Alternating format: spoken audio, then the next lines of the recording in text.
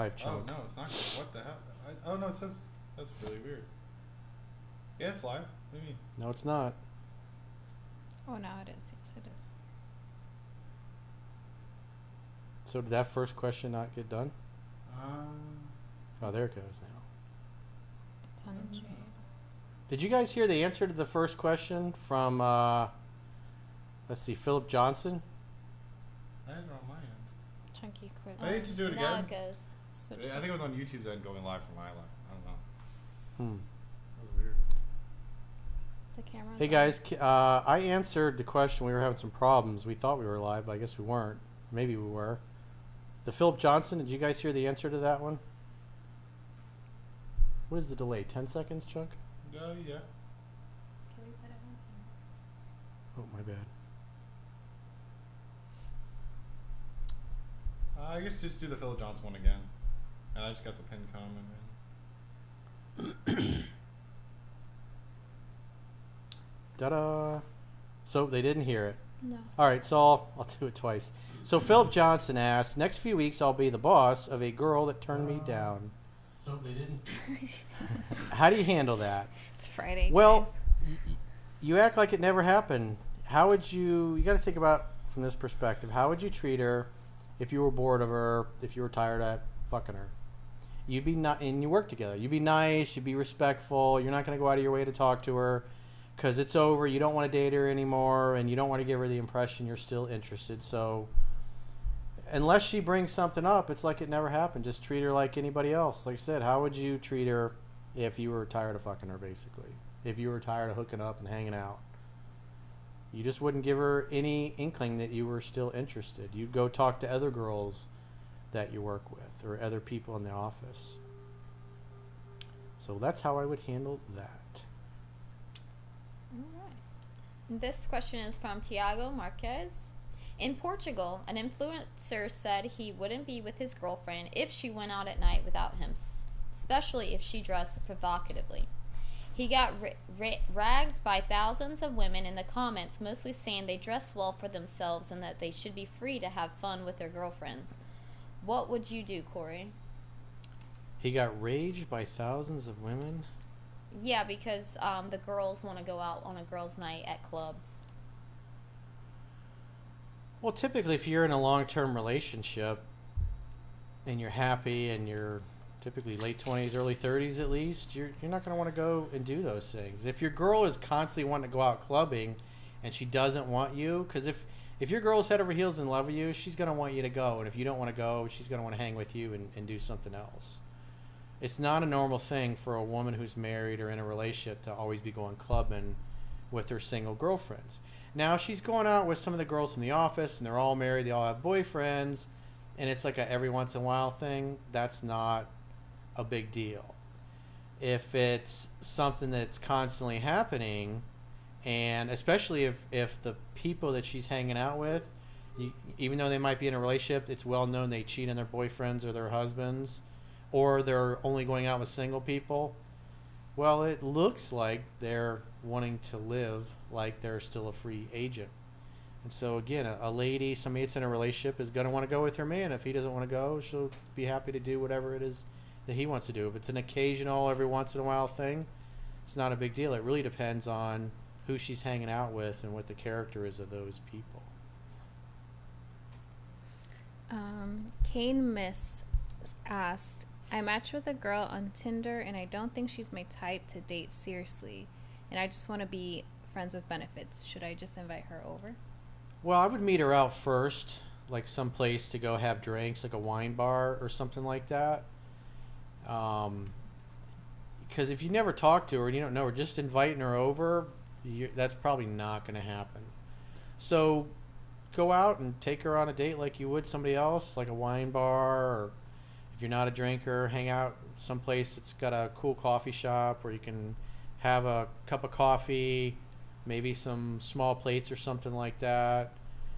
Just something so you don't invest a lot. And if you gotta still take her through the seduction process. Most women, it's gonna take about 4 or 5 hours on your first date to get them to the point where they feel safe and comfortable enough with you to go home with you and hook up. But again, you're only gonna do that if the signs are there. Because if you just try to invite girls over to your house from Tinder without ever having met them or talked to them or hung out, you're probably just going to get ghosted a lot. So, and then after that, after you guys start hooking up, then you can just invite her over or go over to her place and Netflix and chill or whatever. But one of the video newsletters I was doing this morning, a guy did that for like 8 months. He basically would go over to her house 2-3 days a week. He never took her on dates. He assumed she just wanted to be friends with benefits, even though in the back of his mind, he wanted her as his girlfriend. But they were dating for 8 months. She never fell in love, never asked him to be her boyfriend, and he claimed to have read the book 15 times. And so if he was a good student, she should have been in love by week 6 or 7, and yet he's eight months down the road, and then on top of that, she asked for space. And so what started happening is she recognized that he was only treating her like a friends with benefits, and so she started losing interest and backing away, and as she backed away, he started pursuing heavily to the point where she asked for space, and then she quickly broke up with him after that. So there's going, if you're just going to have some rotation girls, there's typically going to be a time limit on that where eventually they're going to get wind that you're not interested in dating them seriously, and then they're going to dip on you. This question is from Gaurav Malviya.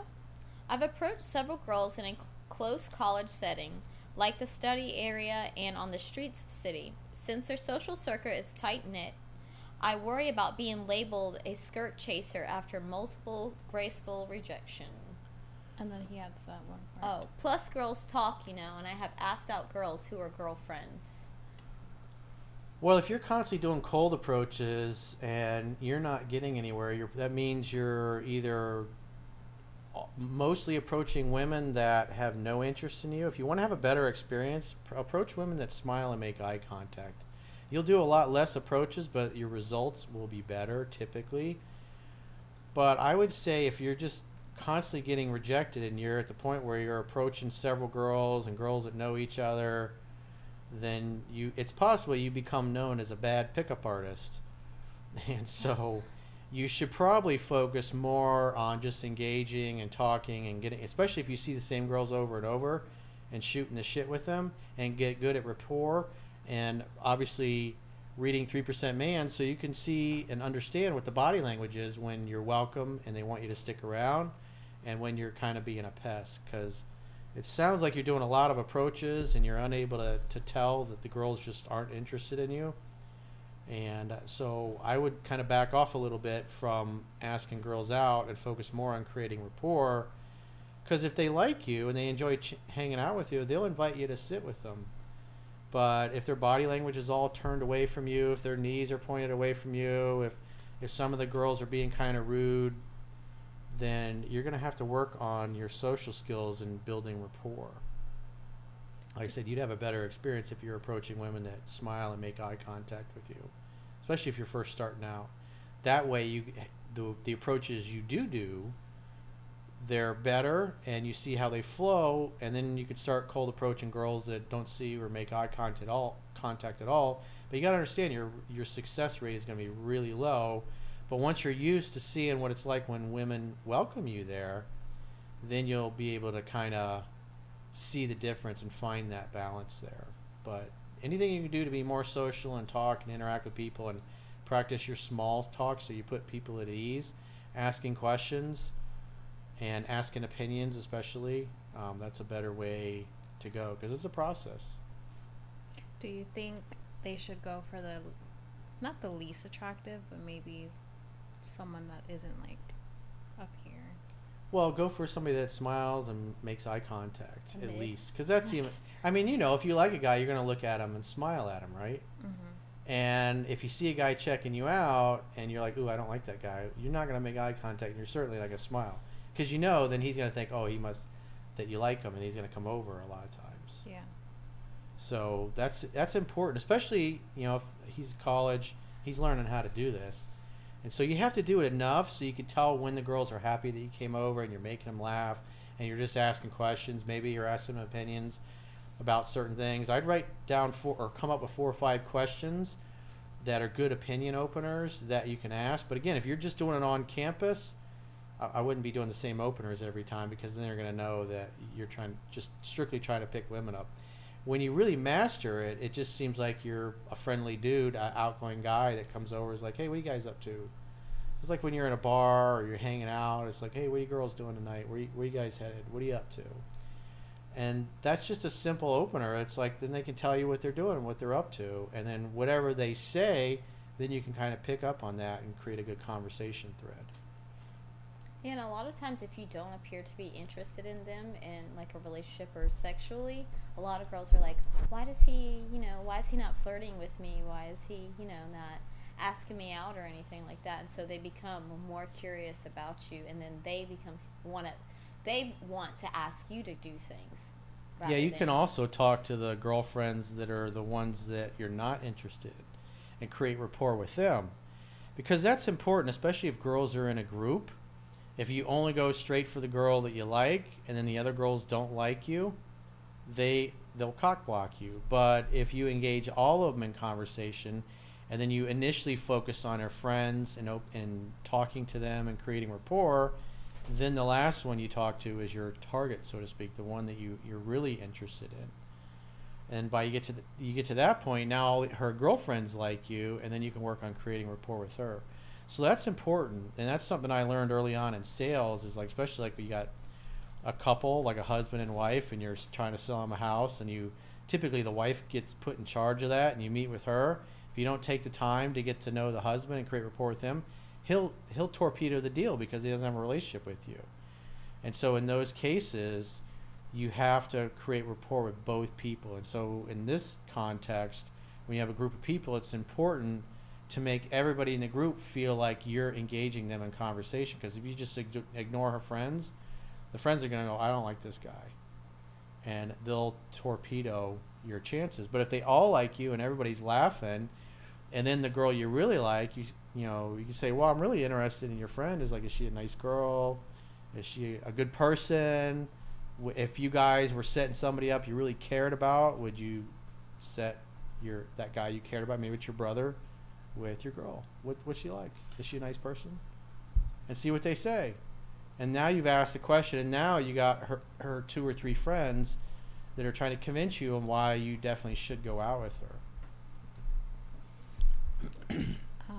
Christos Kouliklis asks, my ex-girlfriend was an alcoholic, became sober, but breaks it every 6 months badly. Sweetest soul, man. By the way, she is a single mom, 4-year relationship. Was there a question? Or was that a statement? He says, go back, question mark. Why would he want... So say that... I didn't really... Read that one again. It's one of the... Is it on the screen right now? It's the green one. I think it's up more. Yeah, up. A little more, it's still up. It's the green super chat. There. Oh, that one? Yes. Ex was an alcoholic, became sober, breaks it every 6 months badly. Sweetest soul, man. By the way, she's a single mom, 4-year relationship. I mean, if she's... So what's really going on here, she's not a disciplined person. So she's not disciplined yet. If you kept breaking up with her because she becomes a raging alcoholic and you don't like the way she behaves, well, if it's happened over and over, what that tells me is you haven't found anybody else and you're looking for reasons to settle. You're trying to make excuses as to why that's a good thing. It'd be better just to move on and find somebody else instead of trying to fix her or love her for her potential. And if she has kids, I mean, clearly she doesn't care enough about them if she's continuing to... Yeah, that's not a good sign if she's got kids and she's got alcohol problems. That's an undisciplined woman, and so she's got bigger issues. That tells me that he's kind of projecting his fantasy and ignoring reality. Maybe he thinks he's going to fix her or change her. Or he's just trying to settle. Because it's easier to go back to what you know than to stay single and try to find somebody else. I mean, I'm sure you both can comment on that. Everybody has stayed in relationships longer than they should have, and I know both of you guys have.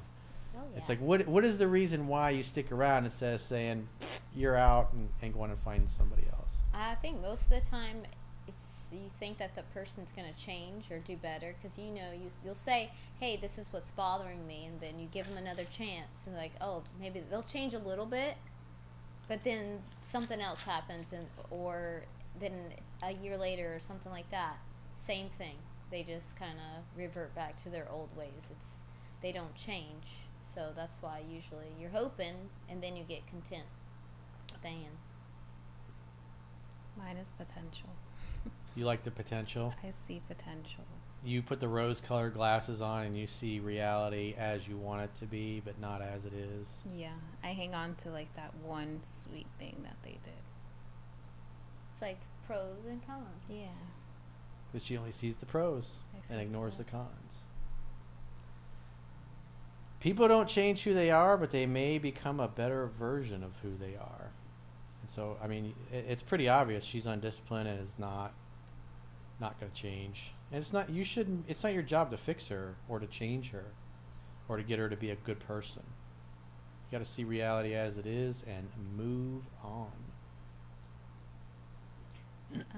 Texans fan 0927 said he met a girl last week at his college bar and took her back to his place for a session of the indoor Olympics.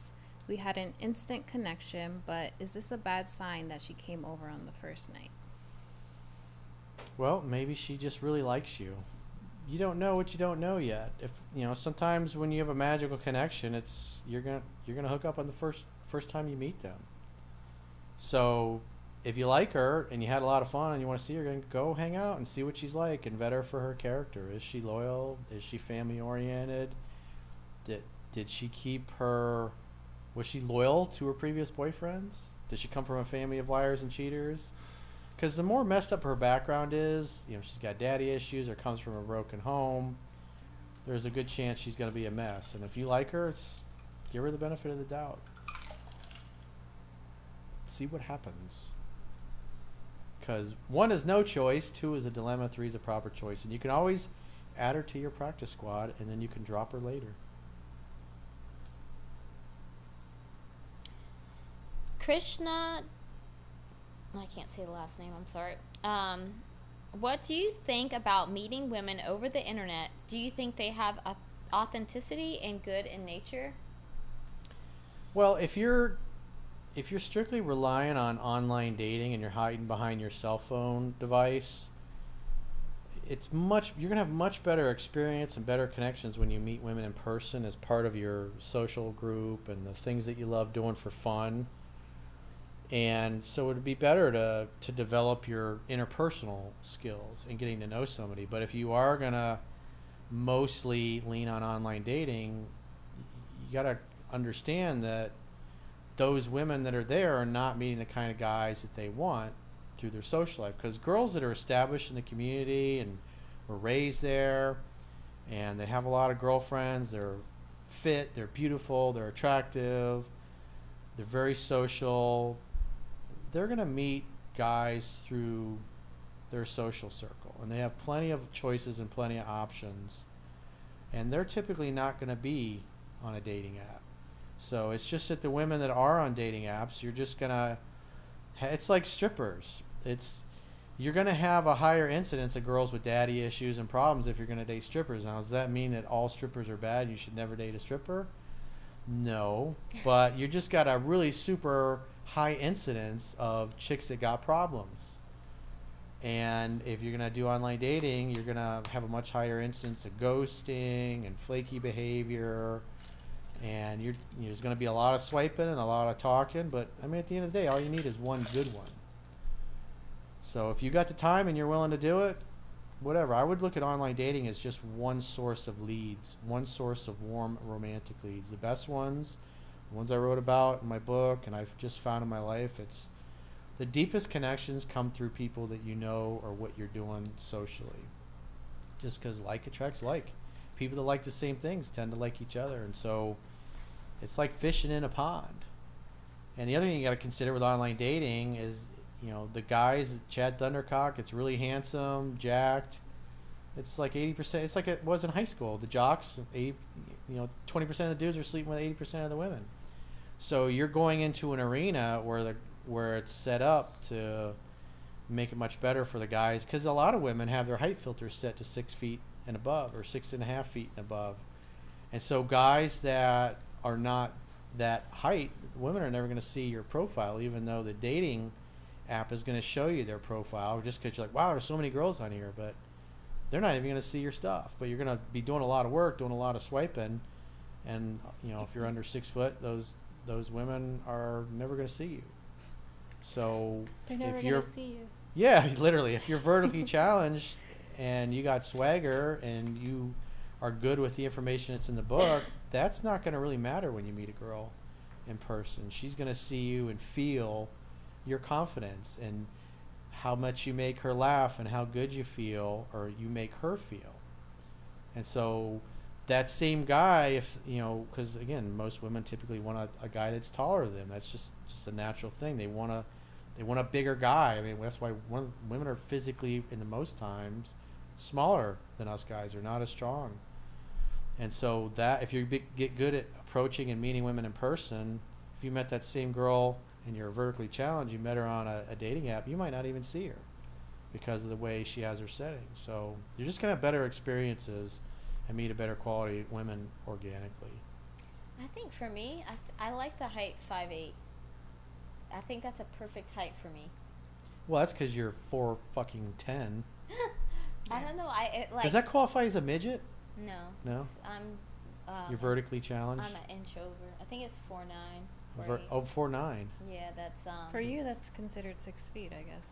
Well, I've dated guys that were like, the tallest I've ever dated was like 6'3", but I just think I don't know, it just matches. 6'3", climbing that tree. Yeah, when you are sexually intimate, it's better with somebody that's closer to your height than somebody that's like, you're like pretty much just. You get crushed. Like in their belly button, and not like in their belly button, but like, but it's just not, it doesn't work, you like to kiss when you are intimate, so 5'8". And you can't reach that far.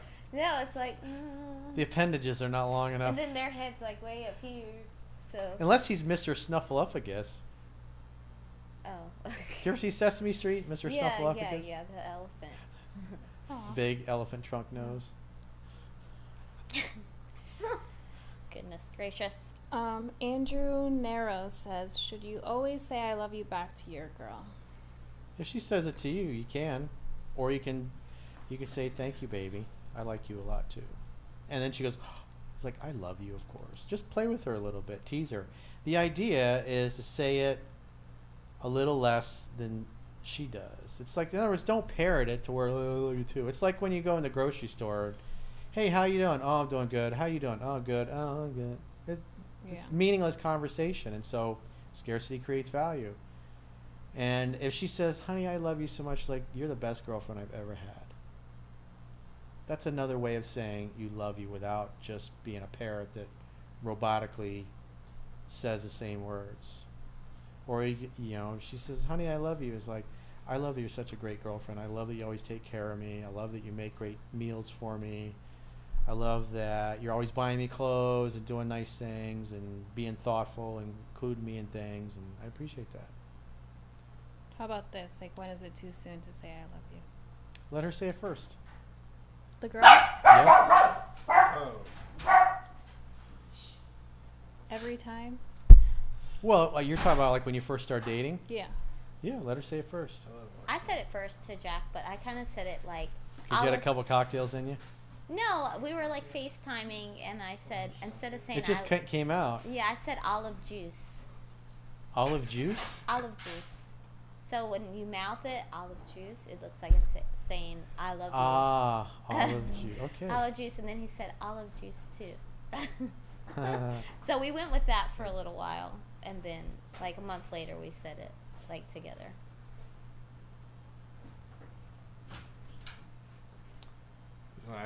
Christopher Prose says, my girlfriend and mother to our 1-year-old wants to go out dancing on Wednesdays. I asked her to come home by 10:30. She got really angry. I suggest we get a babysitter and both go. She refused. What's up? Well, that's not a good sign. So if I were you, I definitely would read the book. It's free to read in the members area of my website, understandingrelationships.com. Just subscribe to the email newsletter, and it'll open up right in your web browser. So that is kind of troubling, because if she's going out on the town and she wants to go Wednesdays, like every Wednesday is a dating thing and or a dancing thing, and she doesn't want you there, that's not a good sign. That sounds like she's trying to get some strange. Or the mom is trying to sabotage your relationship since you two aren't together anymore. What? Says my girlfriend and mother to our 1-year-old. Ugh. Like she's the mother. To She's our the one. mother to the child. Yeah, so... In other words, he said, my girlfriend and my baby mama. Yeah, so the girlfriend, the baby mama, is trying to mess No, It's they're not both two the same people. It's the people. same person, Jade. Oh. Jade rode the short bus to school. It's the BB brain. Yeah, she's a little more airheaded than I usual thought it these was- days. Whoops-a-daisy. Jade's a little slow. Like, what was it? Yesterday or the day before, we have this, like, you can't see it, it's off camera, this little pen that we keep the puppies in. And one of them had peed in the tile instead of the pee-pee pad. And another one was playing with, like, one of the stuffed animals, and she just watched it drag it right into the puddle of piss. And then goes, oh, it's in the, oh, don't do that. And it's like, she just sat there and watched him do that. I'm trying It's- to climb over the fence. Yeah. It's like half my size. You were just like, you're like in slow motion. There's like there's like a 10-second delay with Jade. Just like when we start streaming, it doesn't actually show up for like 10 seconds. So there's like a 10-second delay and everything. So Jade's like that. She's in slow motion all the time. She's got baby brain. She But- doesn't read- Sorry. Back to our regularly scheduled question here from Christopher Prose. Ugh. So that is troubling, so I would talk to her. It's like, well, why would you want to go dancing every single Wednesday and not me? It's who are the people that she's going with? Are all the girls that she's going with single women, or are half of them single women and the other half are women that are in relationships, but it's well known that they cheat? Well, character's destiny, and you are who you associate with. So it matters big time who she's hanging out with. And she gets angry. It's like, hey, we're in a relationship. We have a child, and you wanting to go clubbing every Wednesday till 2-3 in the morning. It's like, that's not what we signed up for. We're a family. If there's an issue, let's talk about it, because my girlfriend, my wife, wanting to go out clubbing every Wednesday and gets angry that she doesn't want me there, that looks like you're going out to meet other men. And that's a problem. That doesn't fly. That dog won't hunt. That don't work for me. So you got to have, if you want to go out and you want to dance, I'll go dance with you. But it's like, when you don't want me there, that's, in other words, you want to act like a free agent. Or at least compromise. Like he said, I asked her to come home by 10:30. I would have been like, okay. Well, But the clubs it's- don't, they don't really get going till 11, 12 She's dancing anyways. by herself. Yeah. Too bad. Till, yeah. Dancing with myself. You gotta choose your battle. Yeah. So, yeah, you got a problem there, dude. And you need to communicate and get to the bottom of it. New Anomaly Productions. I'm in a long-distance relationship. She's still enamored with me, but the longer between our visits, I question if I still love her or if I just want to love her. How do I raise my attraction again? You can't. I can teach you how to get the woman you want, but I can't cause you to stay in love with her or want to stay with her. But the other thing you got to keep in mind is there's a honeymoon period, and it usually lasts about 6 to 12 months. And so the question is, if you're out of the honeymoon period now, do you still want to remain disciplined and stay in the relationship? Because long term, the pluses outweigh the minuses. In other words, you love being with her so much that even when you don't feel like it, you're going to take her out and you're going to date her and you're going to make love to her because you want to make her happy, because you care about her. And nobody stays infatuated forever. Like I said, it lasts 6 to 12 months. And then once that wears off, then the question is, do you love being with that person? Do you want to stay with them long term? In other words, do you want to continue to stay disciplined and making the effort? Because the longer you're together, it really comes down to being disciplined. You know, when it's you've been together for 2-3 years and it's Valentine's Day, do you really feel like you want to go to a flower shop and fill out a fucking card and send her flowers? Not at all. You'd rather not do anything. You'd rather go have a few beers with the boys or whatever. But you do it because you know it's important to her and you love her and you want her to know that you care. So you go and you spend the money and you send her flowers, or you send flowers to your mother, whatever it happens to be. Or you call your mother on her birthday, even though you might not necessarily feel like it. And so, if you're out of the infatuation period and you just don't want to make the effort, then you probably shouldn't stay with her. And the other thing is, planes, trains, and automobiles, because I did that a bunch when I was younger, it's like, it gets really fucking old. It's really nice to have somebody that's maybe 10, 15 minutes away. You can hop in a car, go pick her up, take her out on a nice date, or, she's 5-10 minutes away to come over to hang out with you and Netflix and chill, or watch Temptation Island, or My 600-Pound Life, or what's the other one, 90 Day Fiance, or whatever. I heard they were bringing up Temptation Island a lot yesterday. Yeah, I saw somebody earlier bringing that up. Do you want to ask Tiago's question thing? Tiago? I see a Tiago with his super chat, but I don't see a question in there. Did he post it somewhere else? Yeah, right above it. Because he it's not letting him put the message in. So he says, Coach, we've been together for 1.5 years, and we see each other 3 to 4 days a week and have dates once a week. I sometimes feel like there's no new places around to visit.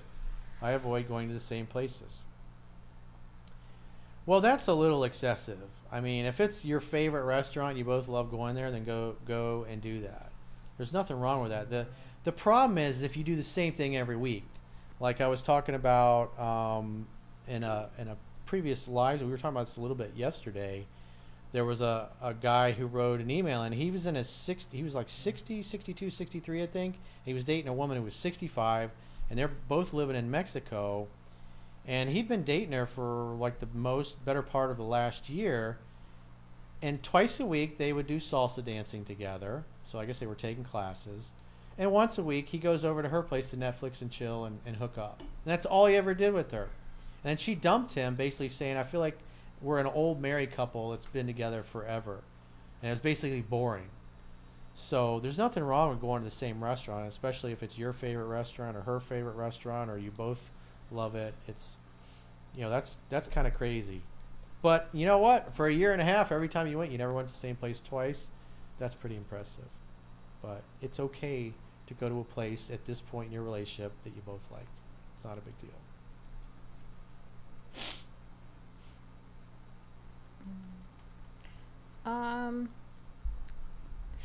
From 187 Bones MC, I acted a little bit needy, but her behavior was untrustworthy. I put a story with another girl. She immediately left, and a week later, she has a boyfriend. Well, I guess you were just one of her orbiters and one of the dudes in her rotation. So now you know where you stand. You clearly weren't that important to her. And if she's with a guy and has a boyfriend the very next week, you were just one of the guys that she was fucking. So congratulations. Welcome. Well, actually, I guess technically you got dropped from her practice squad. So go build your own. Get some new prospects. You were the weakest link. Goodbye. Brian asks... That's right underneath the question. Okay. Brian asks, what do you do if the activities you enjoy don't feature the type of women you want to date? Is it a matter of needing new hobbies? Well, you got to do things socially. So I don't know. I mean, give an example. Like I love to shoot and train, and you're gonna find mostly dudes in those kinds of things. But doing those kinds of things, you make new guy friends, and those new guy friends become friends that invite you over, invite you out for beers, invite you to lunch, invite you for dinner. You go on double dates or whatever. And so the point being is you got to be a social person. And so when you're out doing things socially, whether it's the activity's great or it's just the people you're with are great, and you're happy and you're laughing and you're having fun, that's when you're going to be most approachable. You're going to look happy, and women are going to feel comfortable approaching you. You want to read that one underneath the pink one? So Hexy Ace, how to balance boundary setting versus truly not caring and not needing anything, i.e. social media, serving requests, guy friends, treat the woman you do like the ones you don't like. But obviously there's more to it than that. So if you're on a second date with a girl, you're not going to really be setting boundaries unless she's doing something to be rude. But if you're in a relationship or you're getting exclusive, or maybe you're actually having the talk about becoming exclusive, then you got, because one of the things that happens with, like, a guy just had earlier was his baby mama basically wants to every Wednesday start going to the club without him. And that's not a good sign. But if you're just kind of casually dating, part of the vetting process is you're trying to find out what she like. What was she like with previous boyfriends? Did she cheat on them? Did any of them cheat on her? Just a simple question. Have you ever been cheated on? Have you ever cheated on anybody? And as you're getting to know her and she's telling you about her family, and you're going to say, are you close to your dad? Or are your parents still together? Or what's their relationship like? Anybody cheat? Anything like that? And she'll tell you, and you can find out, because you need to know those kinds of things. And if she's always been loyal and faithful to previous boyfriends, and her parents are together and they've always been loyal and faithful to one another, then, but it just depends on what she's doing. Girls who are family oriented and loyal and faithful are not going to be going clubbing without you and insisting that you don't go, and then calling you controlling when you want to know why they want to go without you. And you're going to see it in the activities and the things that she does. And so if she wants you to be exclusive with her, and yet she goes out every Friday clubbing, and you've been dating 2 months, and the girls that she goes out with are either all single or they're girls that cheat on their boyfriends, then the way you would phrase it is like, if she's asked you or hinted that she wants to be exclusive and boyfriend girlfriend, you say, I'm open to that, but I have a few conditions under which I'd be willing to be exclusive with you. Number one is, if I'm going to be exclusive with you, then going out every Friday night with all your single girlfriends and going clubbing, that's going to have to stop. Because those are the actions of somebody that's single and is basically entertaining offers from other men. And so if I'm going to be exclusive to somebody, I want to see the same level of respect. If you really love dancing and you want me to go with you, I'll go with you. But if you're always going to want to continue to do things and act like you're a free agent and hang out with girls that are free agents that are hooking up with random dudes, I'm not going to become exclusive with somebody who does those things. So that might be, again, that'd be something for a little later down the line when you're about to become exclusive, to where you would have that kind of a conversation. La Cueva de Rene says, after a year of no contact, I saw her and she offered me to be friends with benefits. I walked away, but I still can't get over her.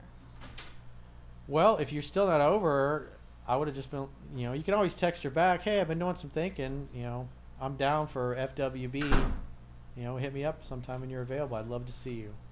So if you got her number and you're not over it and you'd like another trip around the world, then hit her back up, invite her over. That's your opportunity to start. There you go. Slowly getting in there. Yep. She might want friends with benefits now, but then once she starts hanging out with you and seeing you, she might miss you and realize, ooh, my feelings are coming back. Yep. Yeah, if you're reading the book, there's a different version of you that she's getting to see. And so if you were the one that got dumped, which is what happens most of the time, and you start hanging out, having fun, and hooking up with her, I mean, the fact that she offered you friends with benefits, that means that she liked fucking you. So congratulations there. She's a satisfied customer, and she'd like to be repeat business with you. So I'd hang out. She's thinking of you too. Yeah. Hang out, have fun, and hook up. Let her do 100% of the reaching out, and then just make dates when you hear from her. But keep it cool. Don't start going goo goo gaga on her since you have feelings for her. Or trying to lock her down. Yeah. Don't get jealous if she's not texting you back and going out. Be chill. Easy going, easy to get along with. Be calm. Don't get butthurt. And then because her interest goes back up, she's going to reach out to you more and pull you back in to her world, and then she'll be the one to bring up getting together and being exclusive again. So this question is from Matthew Leonhard. Ex is coming back to meet up tonight. Should I stay in and have her cook dinner with me or take her out somewhere? Well, you should be if this is an ex and this is the first time getting back together after you guys broke up, she should definitely be coming to your place to make dinner together. As 7 Principles to Get an Ex Back says, the article and video I did many years ago, she's got to come to you for at least 3 dates in a row. She reaches out, you set a date to make dinner. And as long as you hang out and have fun and hook up all 3 times when she comes over, then after that, like the 4th time she contacts you, then you can take her out and meet her out and, you know, go on regular dates. But you got to let her do all the pursuing, and then you just make dates that can lead to sex at your place or her place. That way it's her idea to win you back. So that guy from earlier, Brian, he says that the kind of events he goes to are music events where people do drugs, obviously, smoke, and he's not into that at all. So that's why it's hard for him to meet a girl that he likes, because all those girls are like on drugs and stuff. So he doesn't want a girl. Like a so party he's girl. talking about concerts? Like well, that's venues. absurd to think that every single person at the concert is high or fucked up on something. He says venues, so it's probably like underground, like techno stuff maybe. Well, not all music, like festivals and stuff like that. People go there for music, but a lot of the people are under the influence. Yeah. From my experience. The last one that I went to. Look for the ones that's getting juice and Coca-Cola or soda water from the bartender, and then you'll know that they're the ones that are sober. Or maybe they're the designated drivers and they're not down to party. That too. Or they're not, maybe they're on Molly and they don't want to mix alcohol. Maybe that too. I mean, they could be just getting the bottles of water to put their drugs in. That's possible too. So you put drugs in water? You got, it's like fishing, you know. If you're fishing in a pond or like down in South Florida, like canals that were basically put in by the Army Corps of Engineers to drain the swamp in essence out to the ocean, that water is brackish, and so we have a fish that's called a mullet, and it's kind of like a bottom feeder. And so if you're fishing in the canals, you're gonna get fish that are probably full of chemicals and eating shit and all kinds of other things. And so you got to think about where you're hanging out and what the people are like where you're hanging out. So, you know, that tells me you're going and you're fishing in a pond that you don't really like what you're catching. So go fish somewhere else. I mean, that can't be the only thing that you like to do. And if all you like to do is to go to these kinds of things, you should find some other hobbies and some other interests. Yeah, that's what he was asking, if he should switch his hobby. I think so. I wouldn't say switch hobbies. I would just add some to it. I mean, a man should be more well-rounded than having one thing that he likes to do. That's kind of crazy. Well, like jazz, go to like a speakeasy. Yeah. Or a wine Speakeasies bar. are beautiful. Yeah. Great ambiance. Nice, quiet, low lights.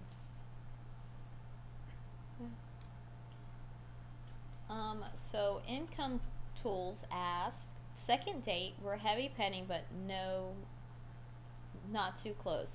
I 2-step forward, 1 step back multiple times. She texted when she got home, she wants to go out again. I said, send scheduled in. And how do I know she's not a time waster? Well, that's why you should go for the kiss at the end of the date. That's why it's in there. You don't have to. And if you wait, then it can actually help to raise her interest. But this is why you do the kiss test on a date, because it's there for especially you guys that are on a budget and you are worried or concerned about wasting your time and money with somebody that's not really into you. Then you should have gone for the kiss at the end of the night. And so this is the problem. You went out on a date and you spent a bunch of time with her. She's invited you to do something else, so that looks like that she's definitely into you and wants to see you again, which is a good thing. But in your mind, you're still going, she wasted my time.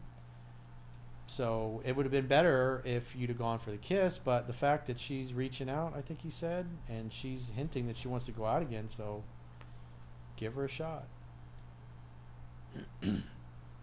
Mr. Mark 315 says thoughts on dating illegal immigrants. Well, that can be dicey. Because if ICE finds them, they're breaking the law. They get deported. And typically the penalty is you can't come back for a decade.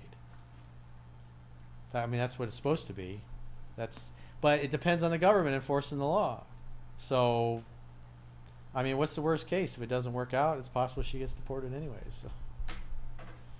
Like dating from all the way over there. Well, that tells me that he's in I would assume the States and dating somebody that's here illegally. Because he's probably worried about getting attached and getting into a relationship, and then ICE comes across her and wants to deport her. And then what if you're 2 years down the road and you got kids together, but you're not ready to get married? Now you're forced to get a fiance visa, and then you got to get married within 90 days. So there's downside risk in everything. But, if you're, again, even if you'd have to talk to an immigration attorney, but even if they're here illegally, you can get a fiance visa. But the question is it somebody you want to marry and have kids with? And if you want to marry her, and then have your shit too. If it doesn't work out.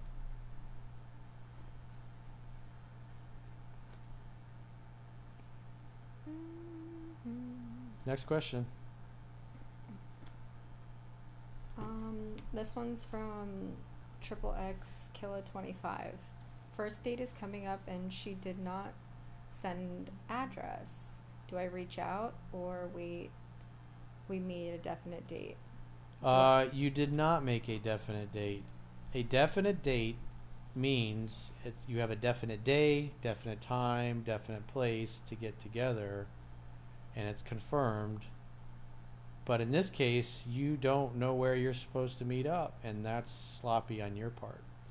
So is this guy a cherry picker? He might be a cherry picker, because you should know better than that if you're following me. So I would text her probably the day of the date, and just text her, say you're supposed to meet at 7 o'clock. Say, hey, I'm going to be running late because I got tied up at work. Can we meet at 7:30, or I'll pick you up at 7:30 instead of 7? Does that work for you? And by the way, send me your address so I can pick you up. Also, he might not have very much rapport. Maybe he made a date with her with somebody that he met online. So that might not go well. So that tells you need to spend some more time with the book, dude, because that's really sloppy. Yeah, don't do that. Mine was sloppy. Yep. Yeah, tell about that story. What the guy did. Oh man. I had a date with a guy. We agreed on a Saturday. And the whole week leading up, he kept asking me everything that I wanted to do. What kind of food do you like? Where do you want to go? What time? Where? When? Everything was basically dependent on me. Man. Yeah. And then the day of, he asked me, "Oh, is this time okay?" And I was just like, "Am I taking you out on a date, or are you taking me on a date?" And he never responded to me. But he's still liking all of your. But he's still liking all of my stories. So he basically demoted himself from potential romantic prospect to just one of your social media fans. Yeah, there was no structure. He had no plan, no organization. I had to constantly ask him, like, what are we doing? What should I wear? He had no plan. Yeah. And I just got aggravated. I'm like, I feel like I'm taking you on a date at this point. Yeah. The other day we were filming 3% Man Study Group, and she had a very sassy response to where you could tell she was pretty irritated about the whole thing. So it's repulsive to women when you just leave shit up in the air like that. And so, like I said, the two things, he didn't actually make a definite date, and the fact that he's not sure of the address, that tells me he probably doesn't have a lot of rapport with her. Maybe he met her online and he's thinking he's just going to go straight to her house for a date. There's There's a good chance that that date is probably not going to happen.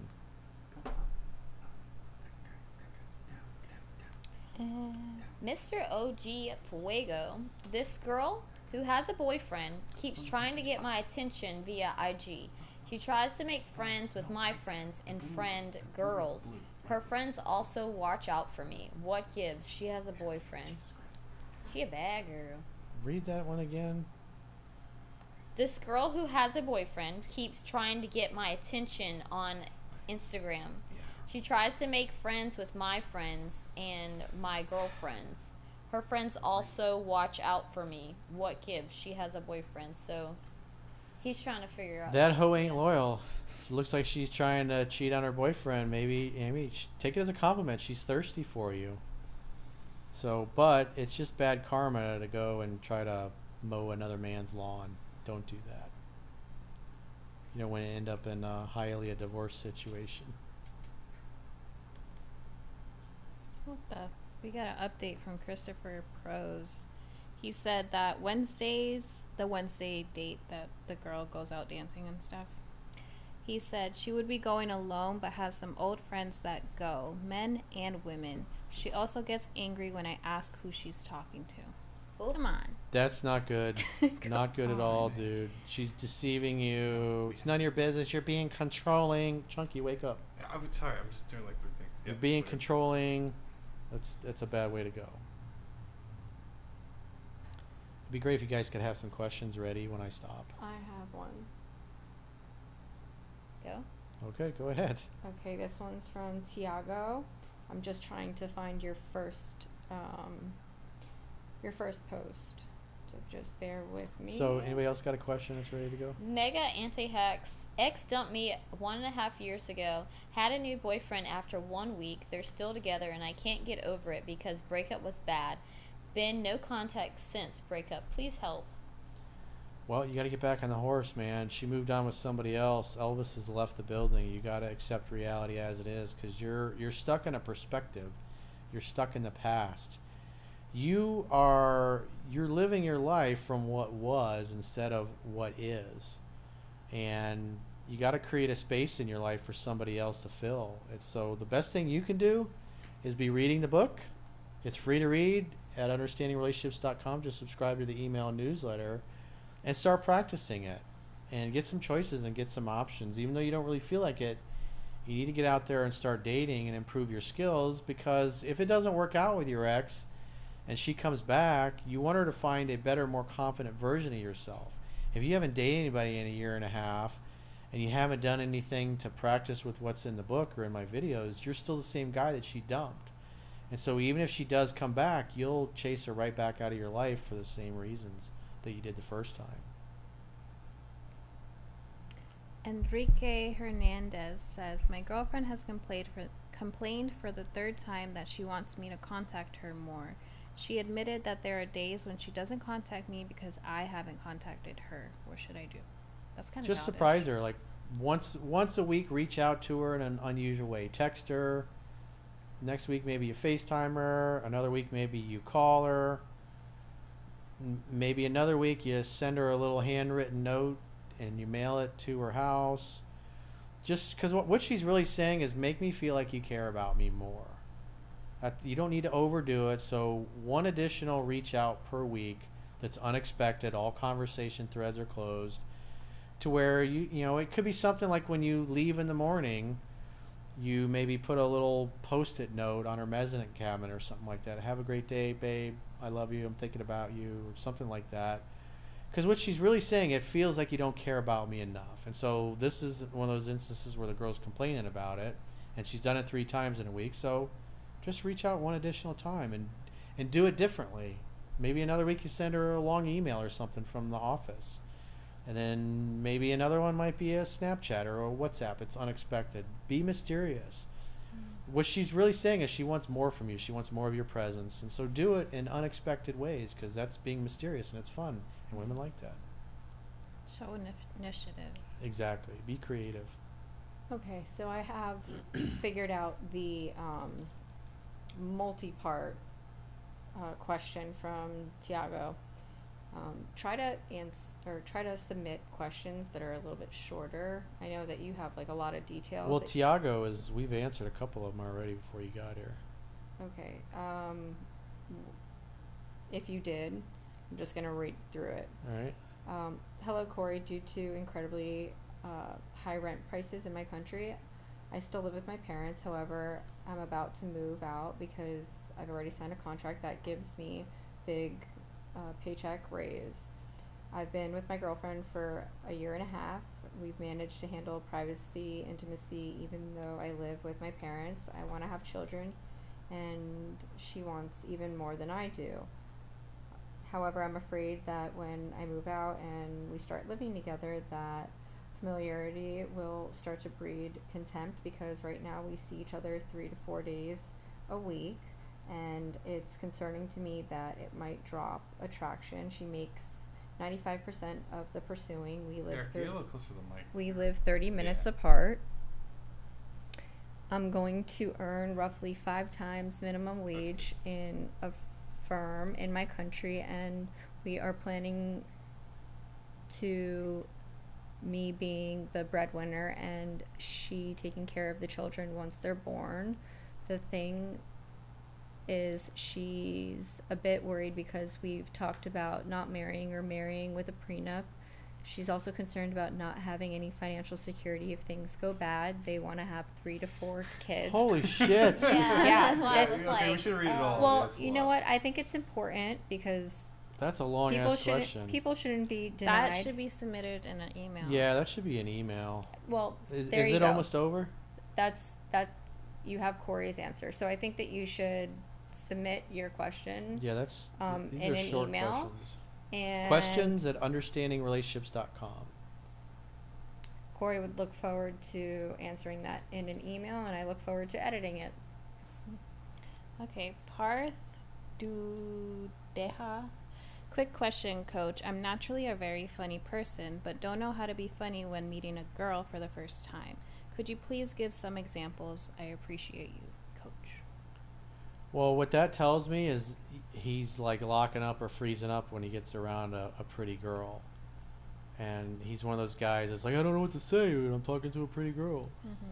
So you got to practice your small talk anywhere and everywhere that you go. We talked about this extensively the last couple weeks, so I'm not going to really spend a lot of time on this.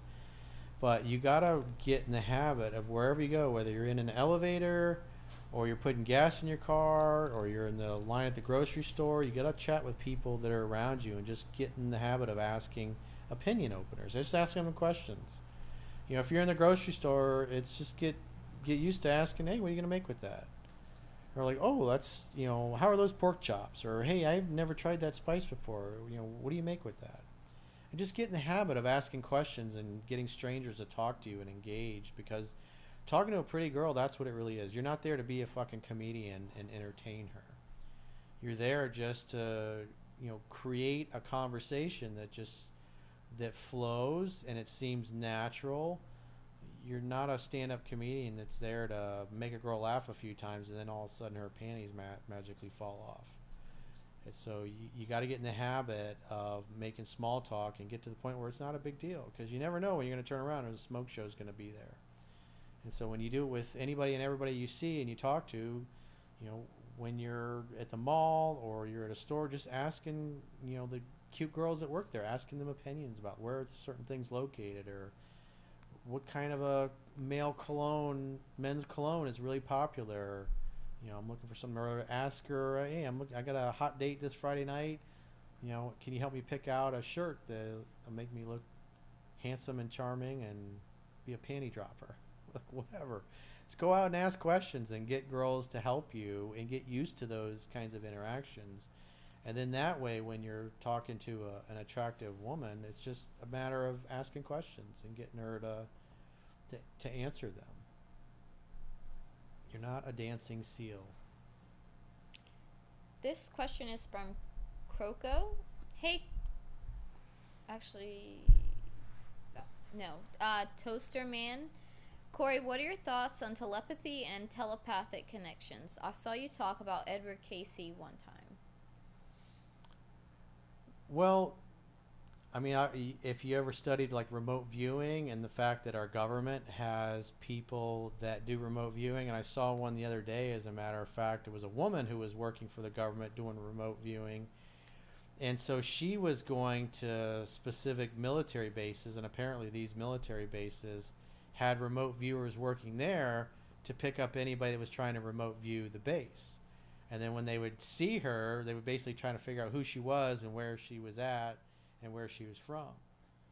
And so it's definitely possible if you if you take into account the fact that we're all spiritual beings having a human experience. If you've ever had you've been thinking about somebody that you maybe haven't talked to or seen in a long time, and then you get a text from them or a phone call from them a few minutes later, I don't believe that that's an accident or a coincidence, just because those things happen way too much for it just to be an accident or luck. So I think it's definitely possible. Demetrius Ross. I had a friends with benefits of 5 months leave me for a guy she dated and fell in love with within 5 weeks. If I go no contact, will she ever be back? Well, if she's with somebody else, you should not be contacting her still. And so just because you go no contact, you shouldn't be looking at that as a strategy to get a girl. You should be learning what's in the book, the fundamentals. This tells me that you're probably a cherry picker and you're kind of lazy and half-assing it. And so the reason why you go no contact is, in other words, you were at the negotiating table, you wanted sex and romance, and she's like, no, I found somebody else, I'm going to go fucking sleep and date with him. And it sounds like he stayed engaged and kept calling and kept texting even though she's with somebody else. That just makes you look like a chump. And so if I were you, I would never call or text her again for any reason, because she's already, what was it, a year and a half, he said? Yeah. Within 5 weeks. Yeah, so he's been stuck in friend zone for a year and a half, and he's hoping to get another chance. The best thing you can do is learn the book and apply it and go get yourself some other choices and other options. Because if she ever does break up with that guy and she hasn't heard from you or talked to you in 6 weeks or 6 months or 2 years, whatever it happens to be, she may reach back out. But if you keep calling and texting her, you're basically one of her fans. She's a celebrity and you're one of her fans that's worshiping her. So cut that shit out and go meet some other women. You never try to keep somebody that doesn't want to keep you. And so she chose another guy over you, and that tells me that your game probably sucks and it's sloppy and you need to clean it up. And the only way it's going to get any better, because you got to participate in your own rescue, is to learn the book and apply it, not sit there and obsess over what was. He says that he's on his 6th read and she was reaching out. Then he started to reach out once per week. He was there. Yeah, that's not what her 7 mom principles to get an dying, ex birthday, says. Valentine's Day. Yeah. He told her he didn't want to be friends. Yeah, when you've been dumped like that and she ran off with another guy, just because so what happened was he probably got dumped because he over pursued. Mm-hmm. And so now she reached back out. It's probably because the relationship isn't going well, and now he's re-engaging, pursuing her again, even though she still has the boyfriend. What you should have done is you should have, asked her if she was, oh, you're not with that guy anymore? Oh, no, well, I'm still with him. It was like, well, I'd love to see you, but since you got a boyfriend, it's kind of inappropriate for us to chat. But, man, if it doesn't work out with that guy, I would love to see you again. So if it doesn't work out, hit me up. I got to run. I'll talk to you later. And then you dip. And then you never call or text her again. I see a lot of guys do that. They're in no contact, and the girl reaches out, and then they pick back the pursuit up again. And what happens is when the girl's single and reaches out, they start pursuing, and they literally chase the girl right back out of their lives all over again, turn her off for the same reason, and they get stuck in friend zone. So you're not following my work. Mm-hmm. You're doing the opposite of what I teach. You're doing the opposite of what 7 Principles to Get an X-Pack says. So you got to do better, dude. I think that should be a sign enough if he was with her for 5 months, friends with benefits, and then in only 5 weeks she falls in love with someone else. Like, clearly she didn't see boyfriend qualities in him. Yeah, because he was acting like she was too just much like a waiting bitch. for like the better option, and the better option came. Well, she was, because the only thing that really matters is how she feels. So she had him and she had another guy, and the other guy acted more masculine than he did, so that's why she chose him. Yeah. And, he's great that he's read the book 6 times so far, but he's doing the opposite of what Seven Principles Get an Expect says. And she's only reaching out when something dramatic happens in her life. Yeah. So in other words, the future of their relationship is in doubt, and she's basically reaching back out to know if he's still down to bang, if she needs some rebound sex. So that's where we're at. Chunky, Yes. you're falling behind on the camera Sorry, switching I was again, trying dude. to fix something over here. So we have a question from Joe Penny. Coach, in your book, you speak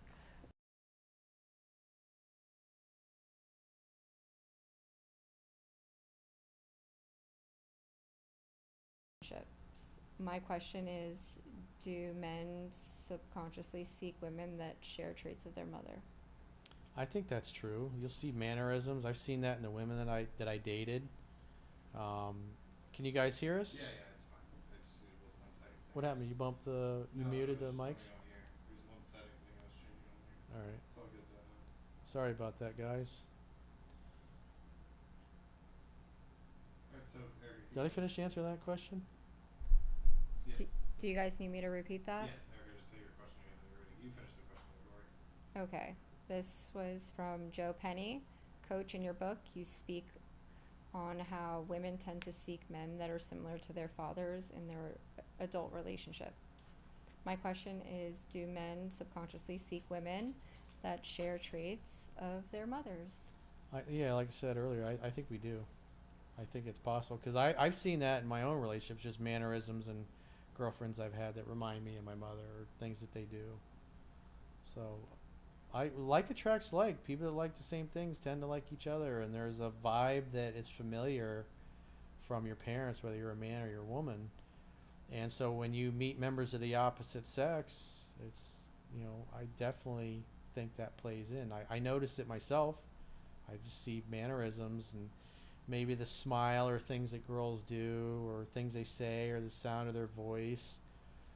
And I got one girlfriend in particular that I'm thinking about that I love the sound of her voice. She was really sweet, but she could be a little cranky at times, and she would her voice would kind of get raised a little bit, and it would remind me of my mother when she would do that. So I definitely think it is true. Jonathan de la Rosa says, how can a man juggle multiple girlfriends? Very carefully.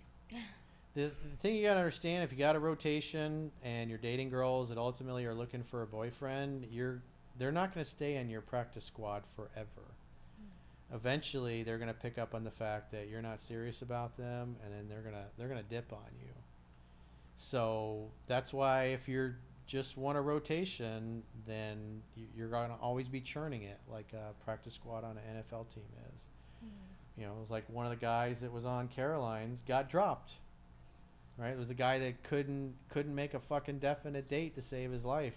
He's asking her all these questions, and it just annoyed her to the point where she's like, am I taking you out or are you taking me out? She literally said that to him, and he ran away with his tail between his legs. So she's, that guy's, he's dunsies. He's out of the picture. Now he's just a fan on social media. And there's some new prospects that have popped up since then. And, so she's churning that practice squad looking for the next great love of her life. That's, women do it, and so guys should be doing it.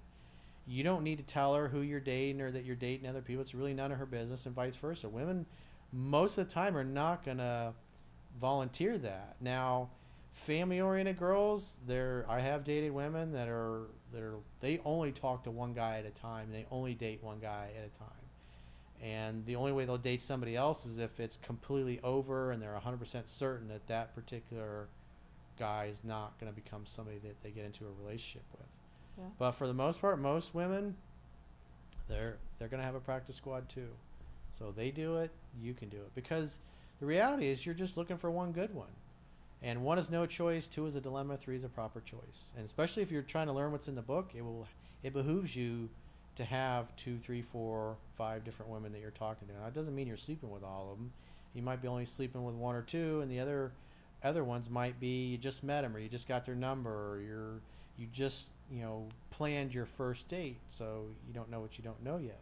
Because what happens is eventually you meet somebody you really like and who really likes you, and the rest of the practice squad they kind of all get slowly dropped. Chris Gavry asks, a girl at the bank I go to often flirts with me. She is currently getting divorced. I could be reading the situation wrong. How could I ask her out without ruining banking relationship if I'm misreading? Just ask her. Just tell her what you think of her. Just say, you're really nice. You seem like a nice person. I'm looking for a nice guy, nice girl to take out on a date, or a nice girl to date that I can take home to mom. It's like, I'd love to get your number and we should get together for a drink sometime. And she can say, oh, thank you, sorry, I have a boyfriend. Oh, I'm sorry, I can't get my number out to clients, or whatever. Be willing to go down in flames. Shoot your shot, man. Did we answer like income tools earlier? Because I think he added more to like. Yeah. Yeah, he's adding more to his. He says, we have same friends. She's inviting group for birthday movie night at hers. I said no because no group dates, but she would not let me say no. What do I do? Well, you already said yes, so you got to keep your word. You can't say yes and then not show up or bitch out. And that's not really a group date. It's her birthday. It's like a birthday movie night. Yeah. But is it her birthday or one of her friends? Birthday movie night at hers. Whose birthday? She's inviting group for birthday movie night at hers. Whose birthday is it? If it's her birthday, she's allowed to invite whoever she wants. He already said yes, so you got to go and see what happens, dude. It's her birthday. It's her birthday? Yep. Yeah. It's her birthday. It's her birthday party. You can't dictate who's allowed to be there.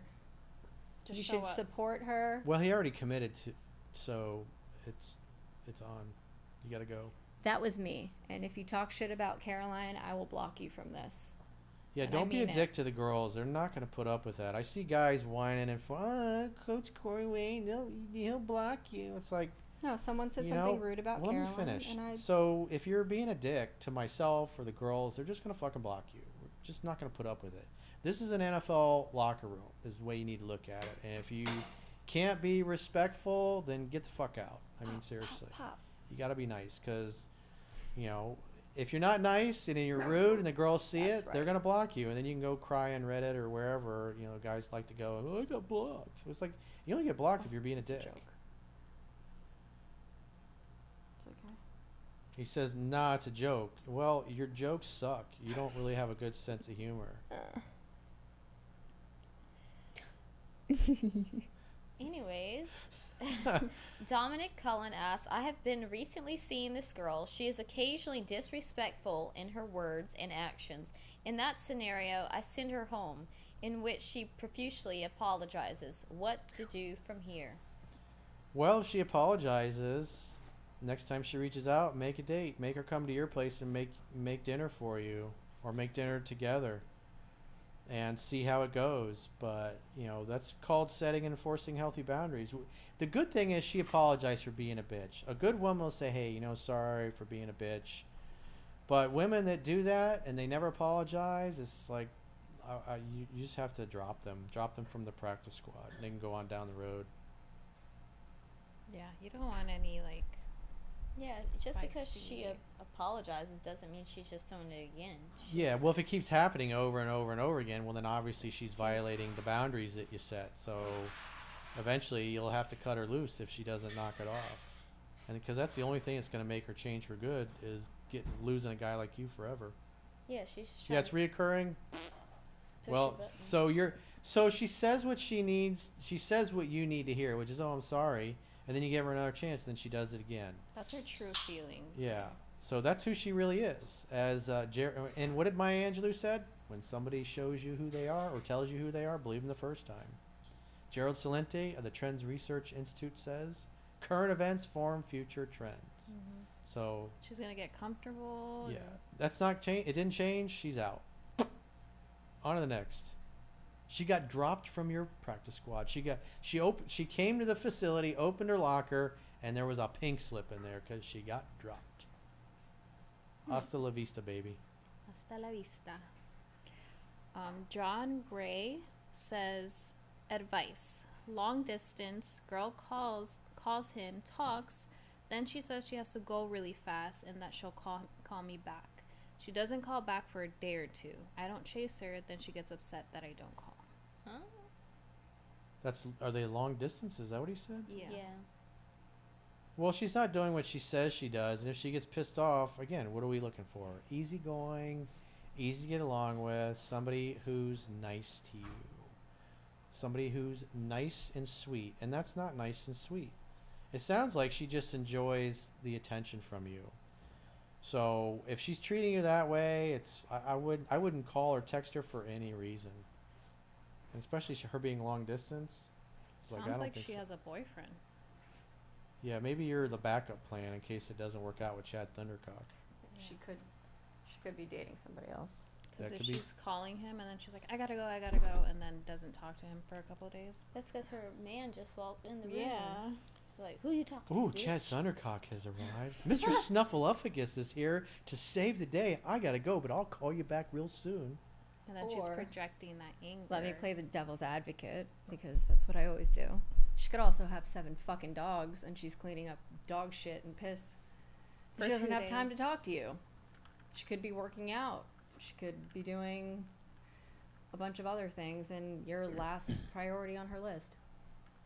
Then he shouldn't be with her. He should be ahead of that. Yeah, I was just quenching my thirst.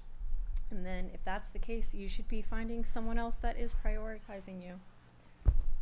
That's the harsh truth. Was that a high noon? What? No, it's water. It looks a little bubbly. Sparkling water. Celsius. Blondie does not hate men. Okay. Blondie hates men. let's be honest. Blondie does not hate men. She likes Croco. men. And I men like love her. men. And they love me. Yeah, even though you are a pain in the ass at times. Listen, I know what I like. I know what I don't like. I'm very particular. I'm a Virgo. I might be hard to put up with, but It's like a shot of Jack Daniels. Like a double shot of Jack Daniels is cheap. It's the harshness. That's has I nothing to ain't do with the cheap, cost. baby. It's fucking I ain't harsh. cheap. Yeah. No. I'm more like Macallan 18 Sherry Oak. She's the Glenn Fittich, No. aged for 21 years. I don't even like Glenfiddich. Macallan 18 Sherry Oak is my drink of choice. Okay. Yeah. Hey. Next question. Joe Penny asks, Coach, what would you recommend to work on my temper and become more of a centered man? Patience seems so far out of reach, and masculinity is not emotional. Yeah, I would say definitely doing the consciousness exercises that are, if you go to the homepage of my YouTube channel at Coach Corey Wayne, if you scroll all the way to the bottom, there's 12 of them. Put them on, broadcast them to your big screen TV in your living room. Do stages 1 through 12, 3 days a week. Take you about an hour and 20 minutes, depending on how long you spend with it. That'll help you. Definitely kickboxing or jiu-jitsu or martial arts. Pushing weights up is a good way to get that frustration out. You know, the kickboxing works for Caroline. When she wants to beat somebody up, she just goes and does some kickboxing, and she feels all better afterwards. Much better. So you got to get that aggression out. And it's self-control at the end of the day. I mean, things happen. I want to blow my top, but I don't. I grew up in a family where blowing your top was kind of a normal thing. And I didn't like that kind of environment. And I worked since I was very young to control myself. One of my, a good friend of mine who is retired Special Forces, and when he got out, he had a real hard time. He had a short fuse, short temper, because he was used to dealing with the biggest dirt bags on the planet and punching them in the mouth or shooting them in the face. And so he gets back into regular society after many years being in Special Forces and dealing with the absolute worst that humanity has to offer. It's like people fuck with him. He'd be more inclined to grab you and punch you in the mouth and teach you a lesson. And it took him a long time. He really worked hard to exercise self-control and focus on being relaxed. So remember, whatever you focus on is going to expand.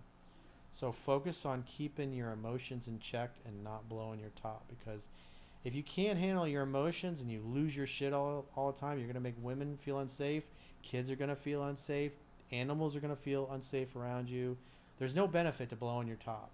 Now, if you need to scream and yell when you get home and nobody's around, put a pillow over your face and do it. Maybe you get a punching bag for your house or something, and you could take out your frustrations, because you gotta feel it to heal it. And that way, when you get around a girl, you're all chill because you already got all your frustrations out. Croco asked, at what age is the dating prime for men? That was a good one. I noticed that when I got into my early to mid 30s, that I really got noticed in a way that I had never gotten noticed before, and it was a result of my confidence and the swagger that I had in my mid 30s that I didn't have in my teenage years and my early 20s. And just the way you carry yourself is different. When you feel like you have enough, it's just like any guy that has had this experience, like when they're single, it's like, where the fuck are all the women? And then as soon as you get a girlfriend, it's like they're coming out of the woodwork and they're hitting on you all the time. It's because you're giving off a completely different vibe, that that non-hungry vibe where you have enough. If you have enough feminine energy in your life and you got a great girl that's draining your balls dry, it's like you don't need anything. And so when you come across a really hot girl, you're not hitting on her, you're not going after her, you're just like, it doesn't bother you. And that makes them become more aggressive, because you're giving off a completely different vibe than most thirsty dudes that they encounter, and that's why they become aggressive, because they basically come across a guy who's acting like a man, who's totally centered, who's totally in his masculine. John Clausen says, what is the biggest problem you see in marriages? Communication problems or desire problems? Is making your woman feel heard and understood enough? Well, the two things I see over and over and over and over and over and over and over again, the marriage is not the issue. It's a long-term relationship, because I deal with guys that have been with their girlfriends for 5, 10, 15, 20 years and they're not married. And so guys make the same two mistakes that cause problems in their marriage. Number one, women want to be in a love story. And the biggest thing guys stop doing is they stop dating and courting their girlfriend or their wife. In other words, they don't take them out on dates anymore. Caroline shared in many of the episodes of the 3% study group, a boyfriend that she had he was good out of the gate, but then he got lazy and he stopped taking her out on dates. He just wanted to come over and Netflix and chill all the time, and she wasn't happy about that. And she called him out on it. It was like pulling teeth to get him to take corrective action. And so the second thing that guys do in long-term relationships and marriages is they don't make her feel heard and understood. They try to give her advice or solve her problems instead of just letting her vent and listening to her. So if you always date and court your girlfriend or wife, and you always make her feel heard and understood, and you're always a shoulder to cry on, or you're always willing to listen to her drone on about whatever she wants to drone on about, and occasionally repeat some of it back to her just to let her know that you're listening and being present with her. If a woman feels heard and understood, the legs are going to open. It'll be like the 7-Eleven. It'll be open 24/7. Whenever you want to get some action, she's down to hook up. But if you're not dating and courting her properly, and you're not making her feel heard and understood, it's like, the 7-Eleven went out of business. There's no access. Next question. Mr. Ace says, how should I treat my ex when I see her? I will have a 5-year high school reunion in a couple of months, and we'll see her there. We did not have any contact since high school. Well, if you see her and she sees you, it makes eye contact, smile, wave. You could go motion her over to you if you want, but I wouldn't go over to her. Let her come over to you. Let her come to you first, because that's pursuit. She's coming over to you. And I assume he probably got dumped and he's probably wanting another trip around memory lane. Sky asks, how can I pull back from a female coworker?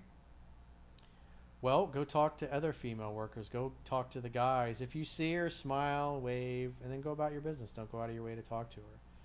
So if he's pulling back, maybe he doesn't want to date her anymore and she's really into him. Mm-hmm. So be scarce. Be somewhere else. That's going to make her like you more, but Steve says, Super Chat's not working for me? Don't know what to tell you, buddy. That may be a problem with your card, I guess, because everybody else's is working just fine. Coach, do you still believe in love? Would you consider marriage again? What makes you think I don't believe in it? I mean, if you read the book, it's like I've had a great fucking life.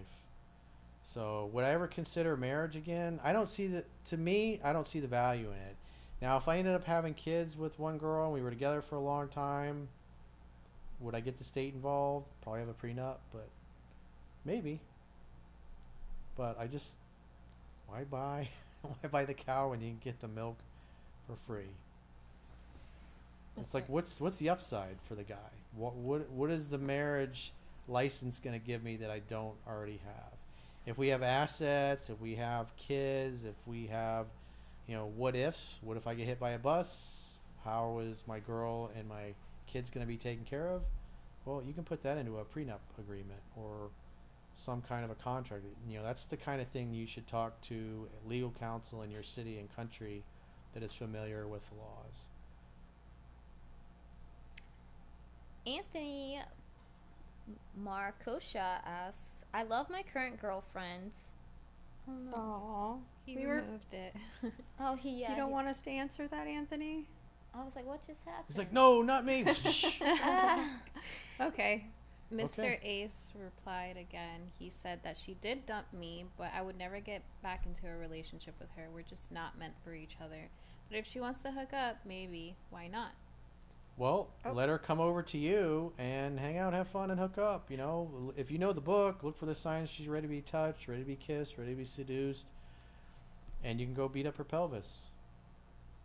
And then you can say, hey, it was great seeing you again. He posted it again. Oh, okay. So, thank you, Anthony. So it says, I love my current girlfriend. Shoot. I love my current girlfriend, but still can't stop thinking about my ex. If she is okay and happy. Recently, she contacted me, and if she is not happy and misses me, give it to me straight, coach. Ooh. Well, you either want to stay with your girlfriend or you don't. It's kind of inappropriate for you and your ex to be going, oh, I miss you too, when you're in a relationship with somebody else. That's basically emotional and mental cheating. So if you've decided you don't want to stay with your girl, then you should end that relationship and then you can explore things with the ex. But then again, it didn't work out the first time, so why would it work out the second time? Focus on what you got. Unless you know you don't want to be with her. Don't lead the chick on. You think you could love two people at the same time? Mm-hmm. Yeah, I know I do. Hello, Temptation Island. Oh my No. God. Well, you can love multiple women. It's like I have several old girlfriends of mine that I love and adore, and occasionally we will get together and hang out again.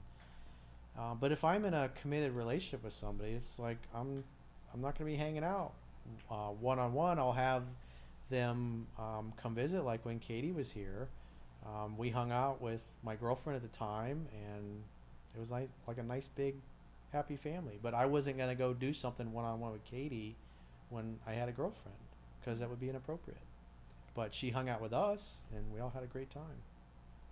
He said he got lazy after 6 years. She was his first true love. So he probably stopped dating and courting her and didn't make her feel heard and understood. I say go back.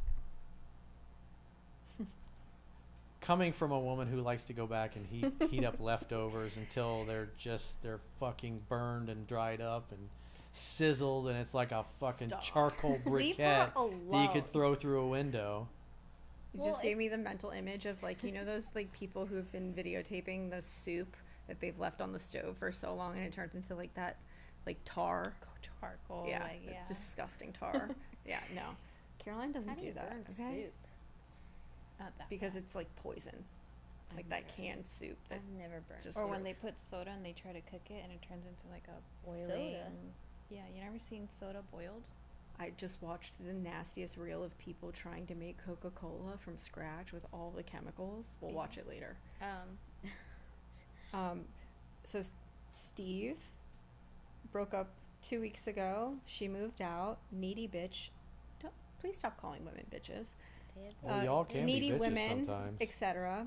Went no contact. She reached out to talk after a week. Raised attraction, but And I've zero definitely seen the touching. bitchy side of all the women in this room. She reached out week later as she needed to use our house to go to office. We hooked up. Help? Did I read Hooked that? up? Yeah, I'm assuming we hooked. There Yeah, I was guess We he like hooked ran up. out. Yeah, he ran out of like space. There's no limit, yeah. Yeah. So, how are we helping Steve that finally got his super chat working? Well, what was his question though? That was his question right well, up there. Well, it seems like it got cut off. Did he get to the actual question part? Help. help Help is his question. Go up. Where? Up, Let me up, see. up. right, Right there, there. orange. The orange? Yep. Yeah, broke up 2 Needy weeks ago. bitch when no contact. She reached out to talk after a week. Raised attraction, but zero touching. She reached out a week later as she needed to use our house to go to the office. We hooked up. Hope. Well, if she moved out, and I assume that you want another shot with her, and you need to stay in no contact because it looks like she left. She moved out. Therefore, she's got to fix it. You should be following exactly what's in 7 principles to get an ex back. And so that means she's got to do 100% of the reaching out, and then you just make dates. And so for at least 3 dates, she's got to come to your place. And as long as you hang out, have fun, and hook up all 3 times, then after that, you can go meet her out and pick her up and do those things. But you got to let her do all the reaching out, and then you just make dates. So it's clear that she's not over you, but it looks like she came back and they hung out, but no touching, and then a week later they hung out and then they hooked up. So she's got to come to your house 2 additional times so next time she reaches out, invite her over to make dinner, hang out, have fun, hook up. Then after that, same thing, invite her over, make dinner at your place, hang out, have fun, hook up. And then after that, when she contacts you, then you can pick her up, meet her out, take her out on dates. But you got to let her do 100% of all the reaching out at that point. Because again, she's the one that left. She fucked it up. She's got to fix it. Toaster Men. Corey, what books do you recommend on intuition?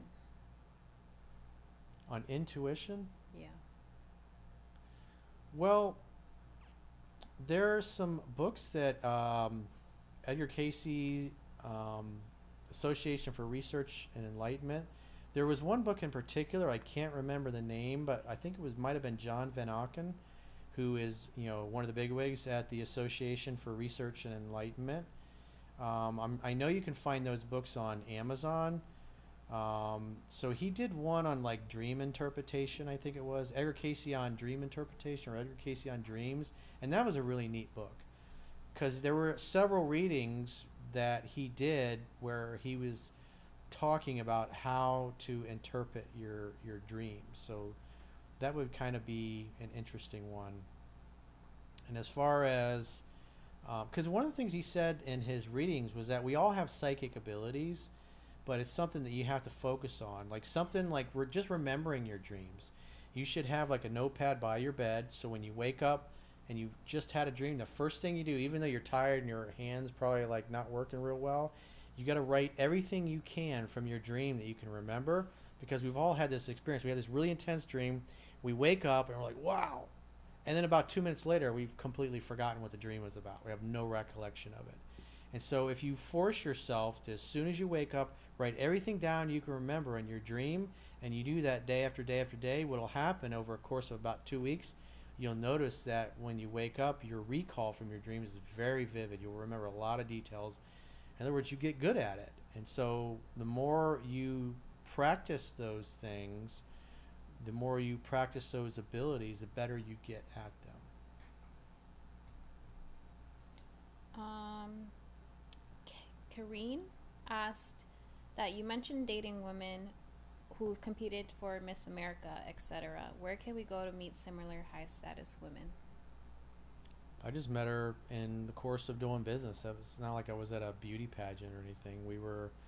That particular woman I met because she had a television show that she did, and she was advertising on the same station that I was advertising on. So she would produce this show on real estate, and then she would sell advertisers ad spots in there, and then she would pay the station to air that show on the network. And I can't remember how the hell we met. I may have met her at the station one time, or got introduced. I can't even remember because it was so long ago.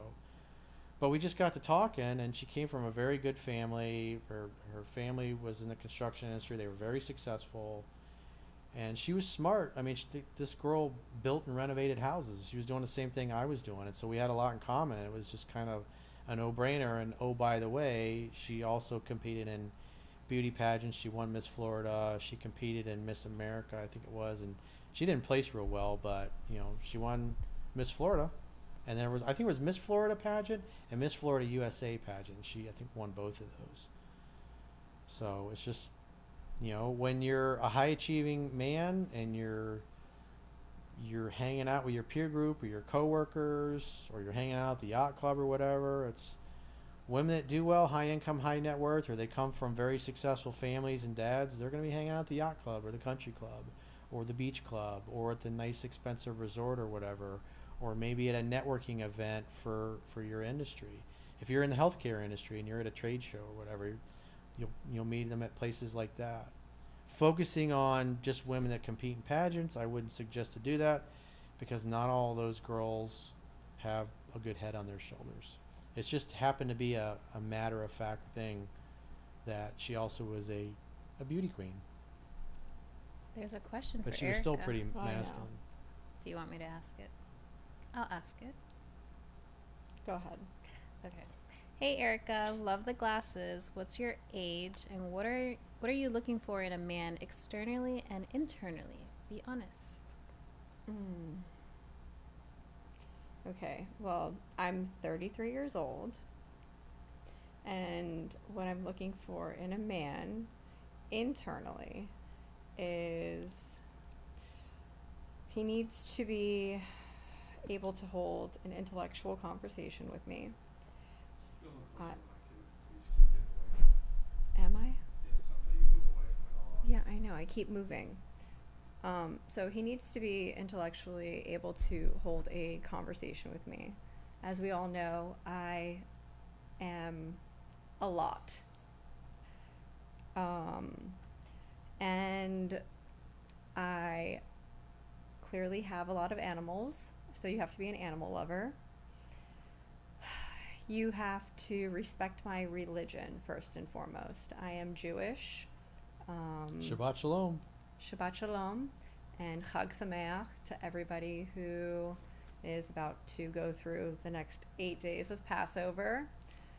Give you all strength and bread and donuts at the end of this. Gut bombs for everybody. Externally, you need to be able to be active. I enjoy doing lots of activities. I'm super outdoorsy. Right now, because of my hindered arm, I've been very stagnant, and it's been making me very nutty, as everybody in the room knows. And cranky. Cranky is because of ketosis, but that's another reason. I love to do anything out on the water. So you're saying you're on the hot and crazy matrix? What is that? The hot and crazy matrix? I don't know what that is. Well, you said you're kind of crazy. You ever seen the video? It was a guy, it's like a graph. It goes like this, and there's a straight line that goes this way. And so it's like on one side measures the hotness, and the other side measures the craziness. And so the hotter the woman is, the crazier she tends to be. No. It's true. I found it. This video is pretty true. Because hot women, the worldview gets a little warped. Sure. It's If that's also like if that's It's what like you want to being say. a celebrity going through life. It's just I don't know. doors open. It's kind of like a scale too to like how much craziness you want to deal with. Yeah. How hot she is. Yeah, but the crazy girls, you have good sex. Yes, that is true. Not always true. No comment on my sex life. We're not talking about that. So what was I saying? now that you have completely ruined your my train track of of thought.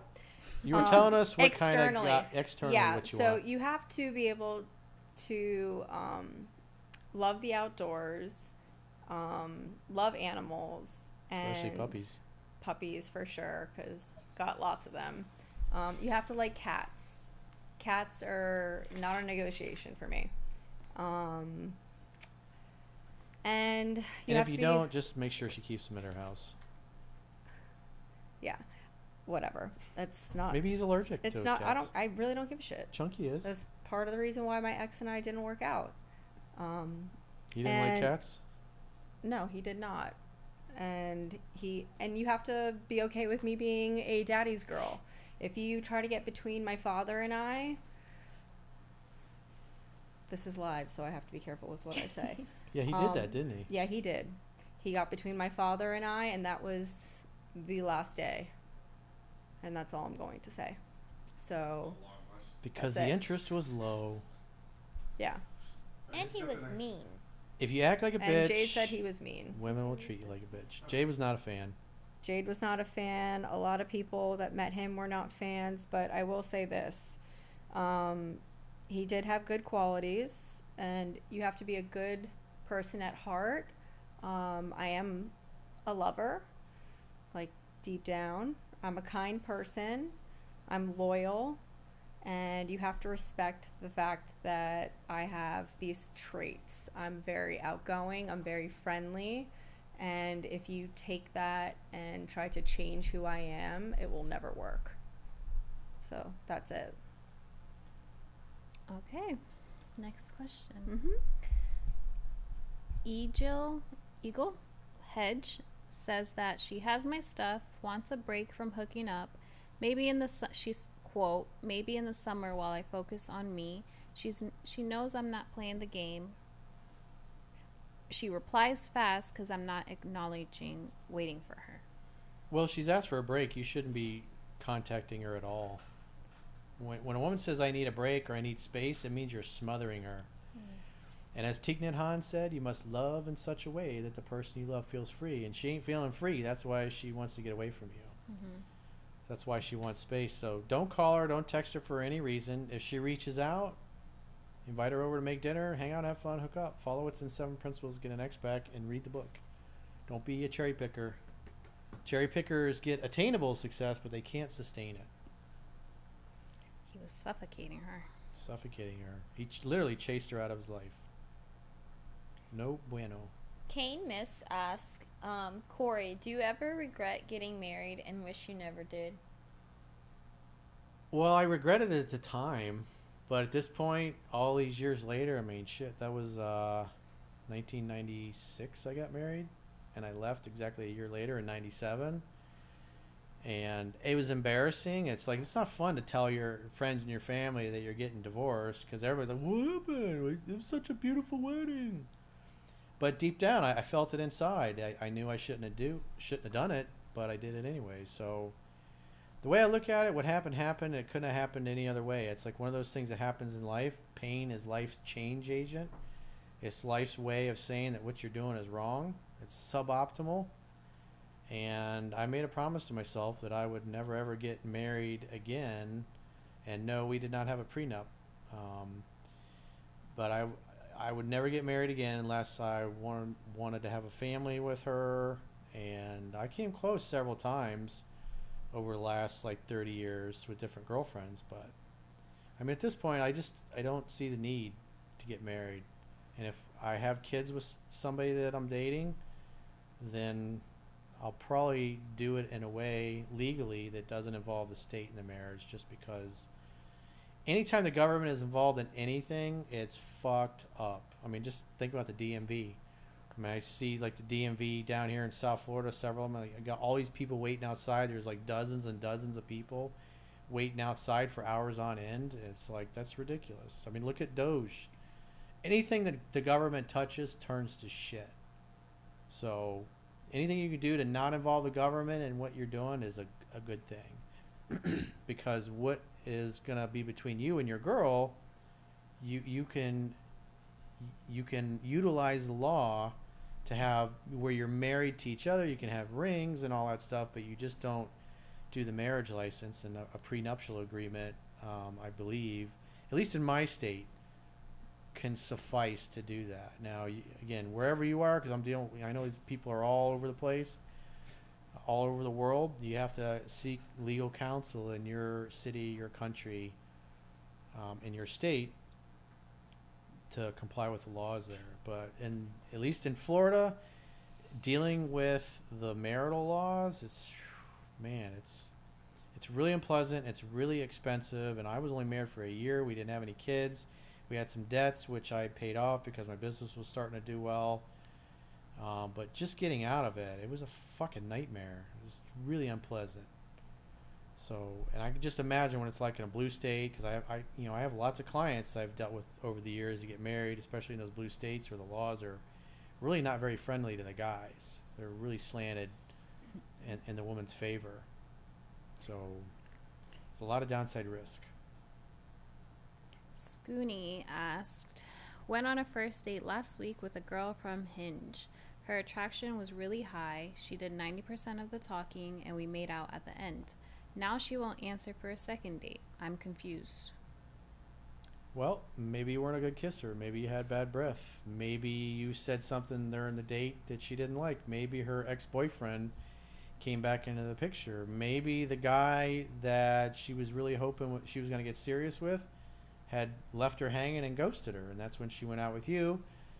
And in between then and now, you contacting her for the second date, the guy's back in the picture, and he's beating up her pelvis. And I mean, at the end of the day, you hit the ball over the net, she didn't hit it back, so you have to assume she's not that into it.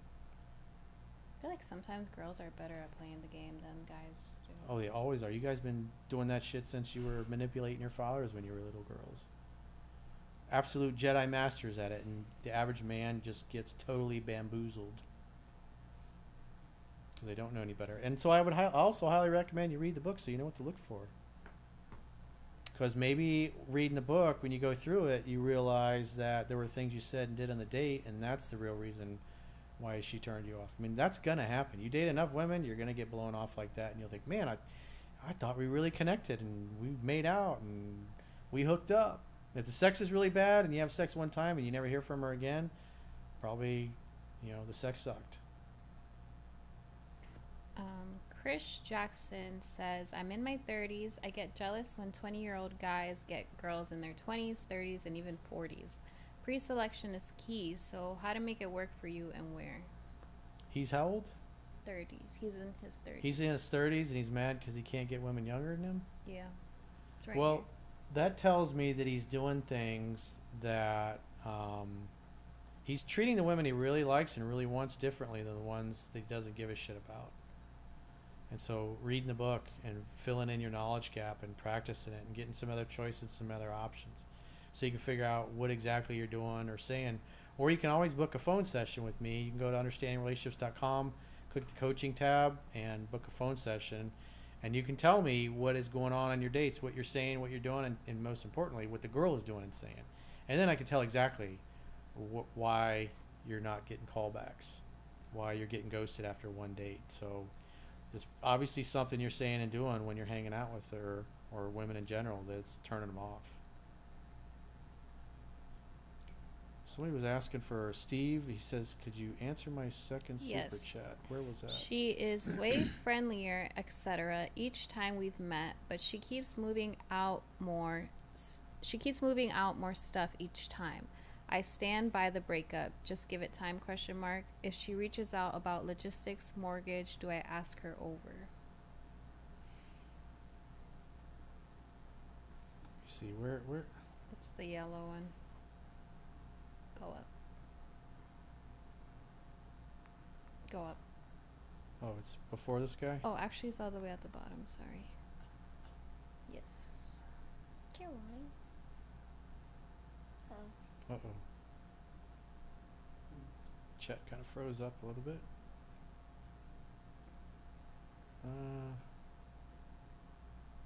That's where he just says, can you please answer it? This guy, Steve? I don't see his chat. That one. Oh, there it is. So this is the one. Didn't he say he hooked up with her last time she came over? Is that the same guy? I think so. Well, your job is just to create an opportunity for sex to happen. Not get back together. Not convince her to be your girlfriend again. Let her do 100% of the reaching out. You should be following what's in 7 Principles to Get an Ex Back. So if she comes over, then just do what you did last time. If she reaches out, I'm going to come by and get some more stuff. Say, hey, come over, let's make some dinner. And she can keep moving stuff out. It's like, who cares? Your job is to create the opportunity for sex to happen. The relationship stuff and the connecting and the bonding, that's all feminine energy. Just focus on the logistics of making a date when she reaches out or hooking up when she comes over, and that's all you need to do. Jay Craig sent $100. Oh, and one last thing, sorry.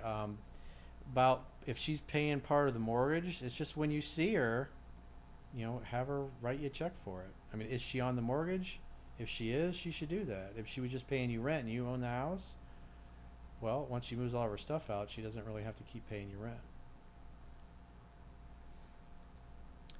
Beer's on me. Cheers, all. Thanks, Jay Craig. Appreciate the generosity, dude. No more beers for you, Corey. I haven't even had one yet. I haven't eaten anything today either. So you gotta eat first. I guess I'm cooking for everybody now. Cool. What are you gonna make? I don't know. Who wants what? Something good to eat. I'm hungry. All right. All right. So what's the next question? Tanner Peterson asks, is it better to date an average-looking girl who's super chill / not crazy, or hold out until you find a unicorn?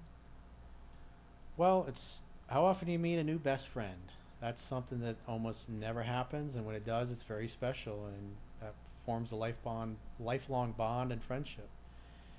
I don't believe in settling. If the girl doesn't do it for you in every way, why settle? It's not fair to you, and it's obviously not fair to her.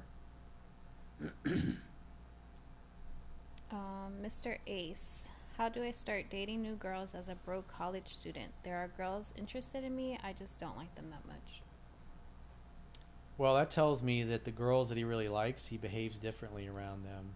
And the girls he doesn't give a shit about, he's experiencing. They're all over him. You got to read the book. You got to learn it. There's no shortcuts to success, dude. I mean, you're in college. You obviously study for your classes, I would assume, in order to pass them and do well. And if you want to get this part of your life handled and figure out what you're doing to turn the women off that you really like, you got to go through the book. You got to spend the time with it. If you put the audiobook on 2-speed and then follow along in a digital or physical copy, you can get through it in 4 hours. You got to read it 10 to 15 times, but you also got to be applying it. So you read and you apply. You read, apply. You read, apply. That's how you get better. Repetition is the mother of skill, and you got to participate in your own rescue, dude. There are no shortcuts to success. So you're gonna have to put the time in to get really good with it. Turbo Waffle. Turbo Waffle. It says, I cut ties with my brother after he crossed a huge boundary. He wants to reconcile without apologizing or discussing it. I avoid family events because his presence triggers me. Any advice? Well, that's kind of vague what happened, but if you don't want to be around your brother, then you shouldn't be around your brother. Whatever he did, is it fixable? I don't really know what the context is. So I don't know what you want me to tell you. It's not enough info. Send more info. It's hard with family dynamics too, but you do need boundaries when it comes to family. It doesn't matter who it is. Boundaries are very, very important because you have to protect your own energy. You have to protect your mental state of mind, and it doesn't matter if it's your parents, your significant other, or your sibling. You need to protect yourself at all cost. Especially your brother. Yeah, I mean, I can't think about it like my brother will always be like next to me, like my number one. Even if he bullies me, I mean, you guys all know that. Well, he bullies you all the time. He bullies me. You he guys are kind of speaks- nasty to each other. He's demeaning, he's degrading, and I take it, but that's... Well, she also gives it back to him. I too. give it right back. And, you know, that's just the type of relationship that we have, but that's also because we lost a brother, and, you know, we know that that's what we have left, but you have to pick and choose your battles, and I think that's very important too. And then we know that there is a fine line that we will never cross, and if you create that as your boundary, and you stick to it, then that's the healthy line. So, Toaster Maine.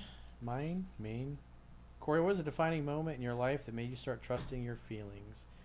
Well, definitely leaving my wife, because after that, I mean, I married her because I wasn't trusting my feelings, and then I left her because I finally started trusting my feelings, and that completely changed the trajectory of my life and my destiny.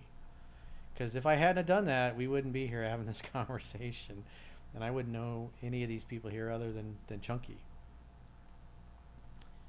Egil Heggie, he says, how to reply to, hope you don't hate me, I still miss you. She's been playing games, one space till summer. She's returning my stuff at my request soon. Ooh, can I answer this? Go ahead. So if she's going to be returning your stuff at your request, make sure that she does it and leaves it outside and there's no contact, because you want to maintain the no contact. No, I don't agree with that at all. Really? Yeah, your job is to create an opportunity for sex tap. And so if she says, I I don't hope know you about don't that. hate me, I still miss you. But she's been playing games. Well, has he asked a couple questions already? Yeah. And so have they been hooking Oh, I up or missed. no? It's hard to keep to track of these chats. I mean, we've been talking 2 hours, so I don't Let me know go the up. specifics. So maybe you can go back to that. Where's the rest of it? So I think, do you want to answer Steve's Ja- question? Yes, and the next. Jade Craig says, what was the driving factor that led you from an engineering background to entrepreneurship? Well, if you read Mastering Yourself, which is my second book, that's this one here. It's also in the members area of the website. You can read it for free. But I always intended to be an entrepreneur. And the reason why I went into construction management in the College of Engineering Design at FIU was I wanted to buy, fix, and sell single-family homes for a profit. And so I figured it'd be good to learn how to be a builder. And because I was trying to figure out what am I going to major in. And I could go to Florida State and major in real estate, or I could go to University of Florida or FIU and major in construction management. And I decided the construction management route because I was always good with my hands. And my goal was to get enough experience and learn the industry. And when I felt ready, then I would start buying real estate and fixing it up and selling it. And that's exactly what I did. And it's all laid out in Mastering Yourself. Last question from Steve. Appreciate it, Coach. You're the man. Last thing, should I pretend I'm okay with casually hooking up until she becomes my girlfriend again? Will follow your best advice to get her back. Yeah, again, your job is to create an opportunity for sex tap. Hang out, have fun, hook up, let her do all the reaching out. You just make dates in the evening that can lead to sex. Obviously, the first 3 need to be at your place making dinner together. And if she does that 3 times in a row, then you can meet her out and pick her up. But you got to let her do all the reaching out. And as far as the casual hooking up, you don't need to say anything about that unless, of course, she brings it up. If, say you start spending time together and she starts hinting that, oh, I'm not really ready to be in a relationship. It's like, well, I haven't asked for that. I'm cool with friends with benefits, and seeing you and what we're doing I think is wonderful. So I'd like to keep doing that, and we'll just see what happens. If you get to the point where you want to be serious again, it's like, you can let me know and we can talk about it then.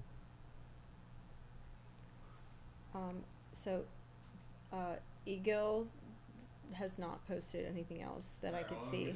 Well, that's he says, after hooking up 3 times, can I reach out to her for a date? Like, no, you don't reach out. I just got done saying she's got to do all the reaching out. If you're the one that got dumped, she has to do all the pursuing from there on out. Because when guys like you start doing exactly that, what happens is she stops reaching out as much. and then she starts to fade away, and then you pursue more, and then you get ghosted for the same reason that you got ghosted the first time around.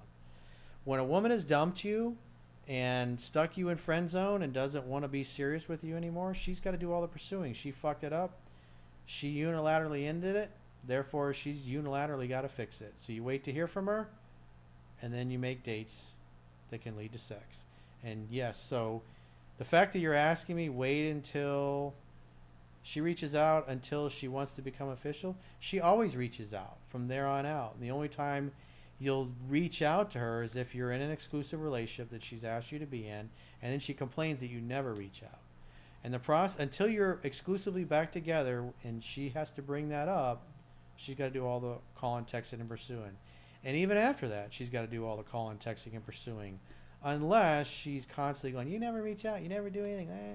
Then you can reach out once a week in different ways. That's what I would do if I were you.